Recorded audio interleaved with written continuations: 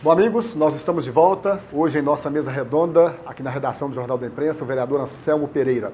Antônio Lessa, no bloco anterior, havia feito um questionamento.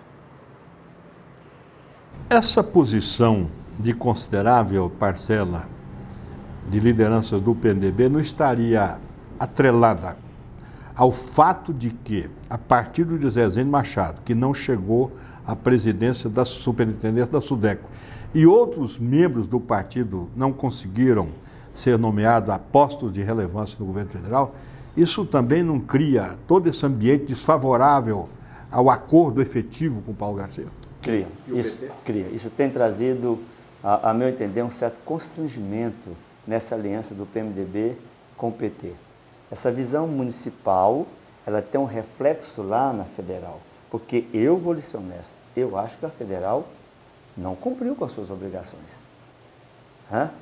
Eu e todos nós assistimos o que o governador, o prefeito fez, Iris Rezende, no acolhimento da campanha federal de Dilma com Lula no estado de Goiás. Tiveram vários comícios, comícios emocionantes, promessas faladas, gravadas ao vivo.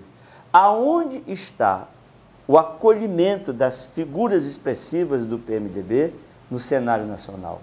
Que me consta, nenhuma até agora. Expressiva para Goiás, não. Então, essa aliança, ela está por milímetros. E o nosso prefeito tenta continuar costurando-a com propriedade. Por isso é que ele não avança, ele não faz a audácia de mostrar ainda a sua total personalidade, porque ele tem. É um ex-deputado, você bem disse, é um homem que transfere uma credibilidade boa, tem uma boa presença, demonstra uma boa honestidade no trato com a coisa pública, e ele não rompe ainda toda essa barreira, com medo de esticar a corda o máximo e ela romper. Rompendo, o PMDB impõe candidatura no município de Goiânia. Como homem da comunicação há 53 anos, sem falsa modéstia, uma boa experiência acumulada durante todo esse tempo, a própria propaganda veiculada em determinados jornais ou emissora de televisão não reflete a imagem do prefeito Paulo Garcia. Esta é uma verdade que é importante que se deixe claro. A propaganda do próprio governo Paulo Garcia não existe. Como você vê isso? É o que eu disse. A personalidade política das pessoas, elas são manifestadas à medida de que toda a sua subjetividade, o seu eu, o seu ser político, o seu ser universal, consegue transmitir isso dentro do contexto político-administrativo. O que eu penso é que ainda o nosso prefeito Paulo Garcia tem muitas amarras que precisam ser desatadas, não de forma rápida, rasgada, mas que sejam desatadas com alinhamentos que não possa romper o compromisso que ele tem. Penso também que ele ainda não tem muita experiência, como os velhos caciques, para fazer as grandes jogadas. É um homem muito sincero, é um homem que fala o que pensa e ele tem medo de ferir suscetibilidades diante de algumas forças predominantes dentro da própria prefeitura, que está ainda na mão do governo anterior. Anselmo, em 2012 nós teremos eleições municipais para vereador e prefeito de Goiânia. O PSDB, o seu partido, já colocou alguns nomes, já existem alguns nomes do PSDB colocados, expostos para a sociedade.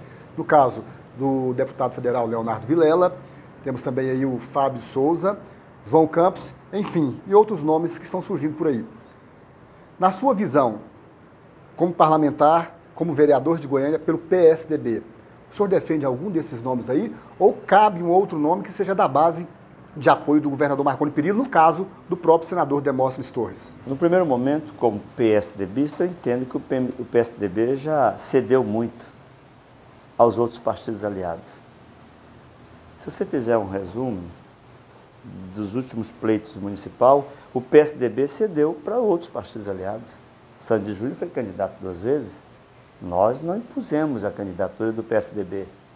Eu vejo que agora é a hora do PSDB realmente pleitear a Prefeitura Municipal de Goiânia. E tem grandes nomes, mas também não pode, diante do processo de pesquisas futuras, não poder retroagir para os nossos aliados. Nós temos bons aliados, Armando Vigílio, que pode construir uma candidatura. Nós temos outros grandes companheiros. Agora, se tivesse que escolher hoje, independente do PSDB, mas no contexto da aliança de todos os partidos que dão sustentação ao nosso governador Marconi Perillo, eu iria dizer ao nosso governador para ele trabalhar 24 horas por dia para resolver o problema de sensibilizar o senador Demóstenes a ser candidato a prefeito de Goiânia. Seria um imbatível nesse processo. E realmente eu tenho certeza que lá no Paço Municipal, lá na aliança PT, PMDB, eles estão batendo palma por essa decisão não acontecer. Não acontecendo, nós temos que realmente caminhar pelo que temos de bons nomes. Você acabou de falar o nome. Leonardo Vilela é um grande nome que pode ser trabalhado. Rapaz novo, moderno, arrojado. Fábio Souza, da mesma forma, segmentado dentro do processo religioso. Tem aí tem 3 mandatos, 2 de deputado estadual, 1 de vereador, foi vereador comigo nos anos de 1988. Então, eu vejo que realmente nós temos grandes nomes para serem colocados em disponibilidade para disputar de igual para igual com a força do PMDB e do PT na Prefeitura de Goiânia. No eventual prévias partidárias, qual nome o senhor defenderia? Eu vou defender realmente o do meu partido, Leonardo Vilela. Eu vou defender, e temos também, inclusive, aí João Campos. Eu quero falar que o João Campos é um grande nome, um moço que tem uma ascensão de expressão de voto dentro do município de Goiânia que me assustou. Nesse último pleito, ele mostrou realmente que é um deputado federal municipalista na nossa cidade. Então, não vamos descartar também o nome do companheiro João Campos, que eu entendo que tem que ser analisado. Eu faria uma observação até dentro de um contexto mais histórico e mais cultural. Nessas ocasiões, são lançadas candidaturas, nomes, né, que surgem assim do nada para o nada. Isso é bom ou ruim para a cidade? Tem 2 aspectos. Quando o cidadão já tem muitos mandatos, ele também já tem muitos pecados. E o pior pecado é a análise da rejeição. Esse é que derrota o candidato. Então eu sempre fico me policiando de onde eu posso ter rejeição nas minhas comunidades, nos meus bairros, dos meus pecados, para que eu possa ir me reciclando ao longo do tempo. Porque quanto mais mandato, mais pecados, não tenho dúvida. Agora, os nomes novos, eles surgem como alento para a população, embora tenham outro pecado. Não foi testada a sua personalidade política. Isso é um perigo.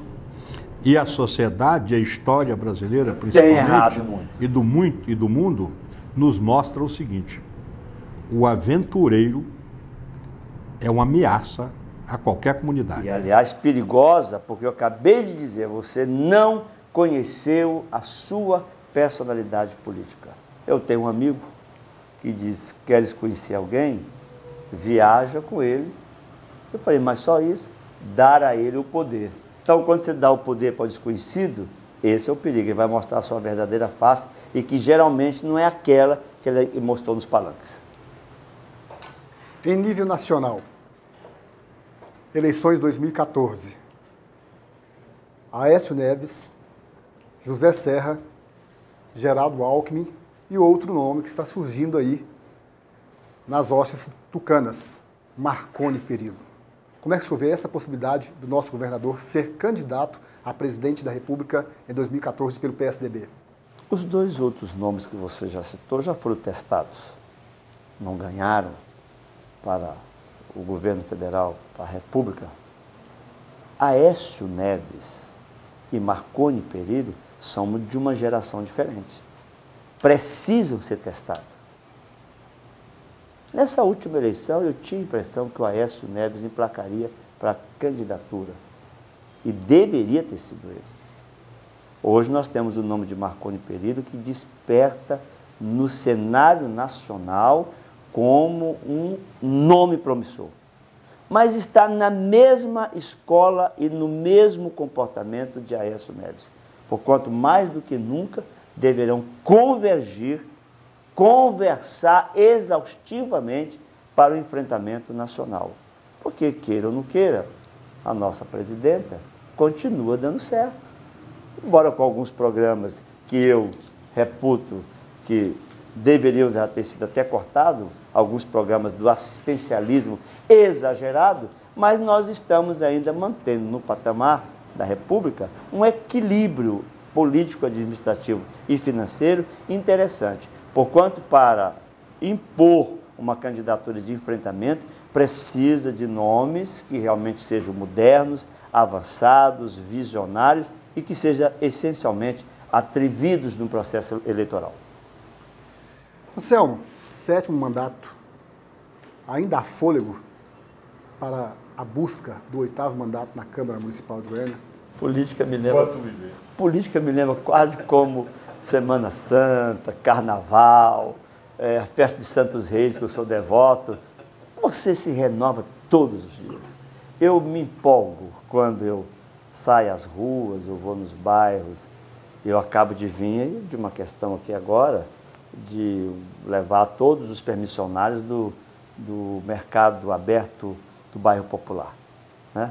Está tendo um desencontro lá, questão de som e tal. Fui eu que fiz uma reforma ali, na época da prefeitura passada, com a Casa Cor, idealizada por um secretário da prefeitura, e agora está tendo lá o desencontro. Aquilo me energiza. A hora que eu pego uma causa como essa, ela me energiza e ela me estimula realmente a fazer o processo de participação popular, experiente, cauteloso. Nós não estamos mais nessa fase do enfrentamento pelo enfrentamento. Então, um cidadão que já tem muito mandato, ele já sabe os caminhos, as pedras de convergir. Aliás, eu copio mais ou menos assim como a água, ela vai convergindo por entre os obstáculos até desembocar no mar, que é a solução que a população precisa em Goiânia. O senhor é vereador, empresário do ramo da farmácia, torcedor do Vila Nova.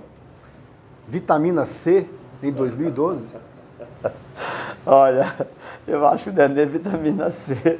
Eu tô achando que eu vou tomar muita emulsão Scott, biotônico Fontoura, essas coisas, para realmente energizar. Você falou do meu Vila Nova, você falou um pouco irônico do Vila Nova. Por que todo mundo fala com ironia do Vila Nova? Aliás, ai do Goiás, do Atlético, se não tivesse o Vila Nova. Ai de vocês se não tivesse nós para fazer o enfrentamento. Aliás, agora, essa semana, de hoje para amanhã, nós vamos enfrentar novamente o Goiás e vai ser uma briga boa. Aliás, aquele periquito vai soltar muita pena para poder enfrentar o Tigrão, viu? Você tem que parar com esse negócio de maltratar o nosso Vila Nova. Anselmo, eu quero agradecer a sua presença aqui na redação do Jornal da Imprensa e as suas considerações finais. Eu fico muito feliz. Quando eu venho ao Jornal da Imprensa e participar de um programa como esse, Mesa Redonda, e aqui vem o detalhe melhor, né? Ladeado por 2 gerações familiares de profissionais que eu conheço, que eu convivo e que eu respeito. Aliás, ai do político que não respeitar um Lessa na vida. Lessa mais velho e o Júnior, porque as experiências são as mesmas. Eu sempre que vou tomar alguma decisão, costumo até ouvir o companheiro Lessa, se é bom, se é ruim, como ouço outros políticos, vou até citar um que eu tenho saudade dele, Perseu Matias, vai assistir porque eu vou ligar para ele, eu vou lá e pergunto, toma essa decisão, não toma essa decisão. Antigamente perguntava Jarmu Nasser, mas faleceu.